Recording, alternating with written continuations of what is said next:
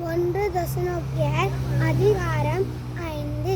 சகோதரரே, இவை நடக்கும் காலங்களையும் சமயங்களை குறித்து உங்களுக்கு எழுத வேண்டியதில்லை. இரவிலே திறன் விதமாய் கர்த்தருடைய நாள் வரும் என்று நீங்கள் நன்றாயிருந்தீர்கள்.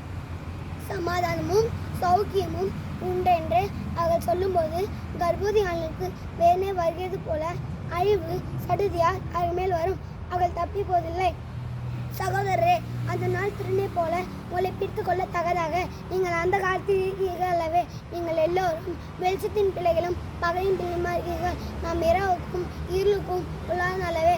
ஆகையால் மற்றவர்கள் தூங்கு போல தூங்காமல் வீட்டு கொண்டு தேவர்களும் தூங்குவார்கள், ராத்திரியிலே தூங்குவார்கள். வெறி கொள்ளுவார்கள், ராத்திரியிலே வெறி கொள்வார்கள். பகலுக்குரியாகிய நாமோ தெரிந்தார்ந்து விசுவாசம் அன்பும் என்னும் மார்க்கவசத்தையும் ரட்சிப்பின் நம்பிக்கை என்னும் தலைச்சீராவையும் தடுத்து கொண்டிருக்க கடவும்.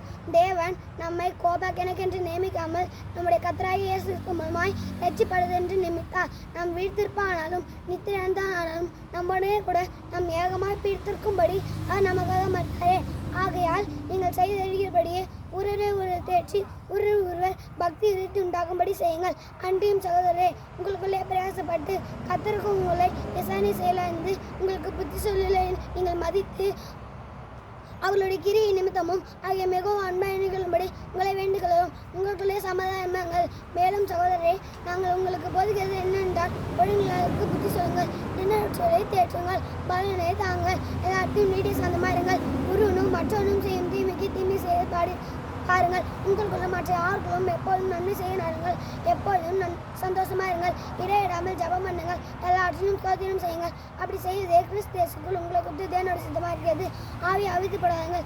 தீர்க்க தரிசனங்களை அற்பமாக எண்ணாதீர்கள். எல்லாவற்றையும் சோர்த்து பார்த்து நலமாக பிரித்துக் கொள்ளுங்கள். பல்லாங்காய் தோன்றுகிற எல்லாவற்றையும் விட்டுவிடுங்கள். சமாதியின் தேவன் தாமே உங்களை முற்றிலும் பரிசுமாகிறார்கள். உங்கள் ஆவி ஆத்மா சரீரம் போதும் நம்முடைய கர்த்தராகிய இயேசு தரும்போது குற்றமற்றதாக இருக்கும்படி காக்கப்படுவதாக உங்களை அழைக்கிற உண்மையிலவர் அவர் அப்படியே செய்வார். சகோதரரே, எங்களுக்காக வேண்டிக் கொள்ளுங்கள். சகோதரர் எல்லோரையும் பரிசுத்த முத்தத்தோடு வாழ்த்துங்கள். இந்த நிருபம் கஷ்டமான சகோதரர் யாருக்கும் வாசிக்கப்படும்படி செய்ய வேண்டும் என்று கர்த்தர் ஆணையிட்டு உங்களுக்கு சொல்லி நம்முடைய கர்த்தராகிய இயேசு கிறிஸ்துவை உங்கள் நடை கொடுப்பதாக. ஆமென்.